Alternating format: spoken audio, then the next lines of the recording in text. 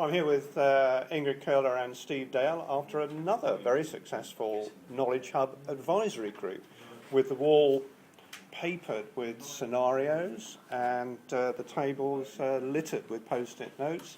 What have we been exploring today? Well, the first meeting, it's only the second meeting. The first meeting was very much trying to get people up to speed on what this was all about. So it was very much a sort of talk to session. And I think the key thing about today has been it's an opportunity for everybody else to actually have a say about what they think the Knowledge Hub is and what problems it might solve for them.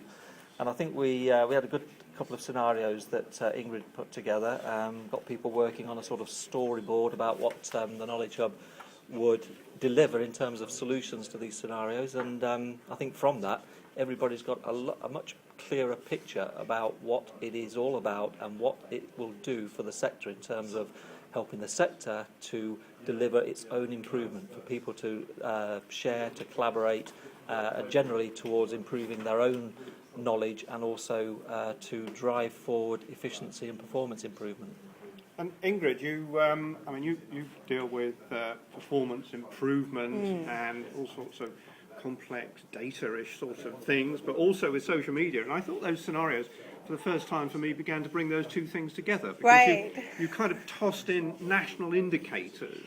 Yeah, well, you have to. No, I think social media can sometimes seem a bit wild and woolly, but actually when we bring it in terms of improving practice for local government, which is that's why we're spending the money, is because we want things to be better for local people, more efficiently, faster, better, then you sort of see the huge potential for application on that. And yeah, I am a performance management geek at heart, I guess. But. So we had two stories, two scenarios to look at. One about youth offending, I think, and one about alcohol, and how could the Knowledge Hub help with the indicators, which is actually doing stuff better. Yeah, and I think the thing is, like, we started with the point from the indicator, but actually the point of both of those things are that none of those can be done without local agencies working together. It can't just be done by the council,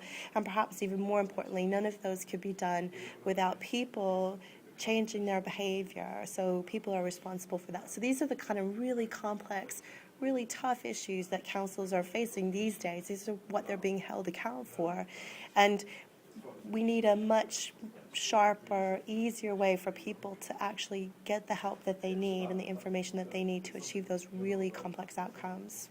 So part of our discussions were about open data, for example, and the difficulties of sharing data in different sorts of formats and so forth. But then when we started looking at the people and cultural side of things, we were looking at what's the barriers there, what's the encouragers, what's the reward. So I was beginning to think this wasn't so much an information and knowledge hub. Well, it is, but it's also a kind of collaboration space as well. It's both. I think you said it earlier on, actually, David, perhaps off camera. It always comes back to the people, doesn't it? It's the people. We're going to put a piece of technology in place that's going to support the people, but at the end of the day, it's their behaviours, it's the culture, and go back, it is exceedingly important that the people get involved and use this thing. So we are supporting and encouraging a behaviour change, really, about knowledge sharing and trust. And just to finish up on that, who are the people that are going to make this work? You very clear that in the communities of practice, it's the facilitators that really make it happen. Are we going to have slightly new style facilitators working in the hub? Well, I think we'll build on what we've already got. We've got about 3 years' experience in building communities, and we've got some really good facilitators that are working on some of the more active communities. So definitely building on that. It goes back to the issue of that. If you build a piece of technology, will people come and use it?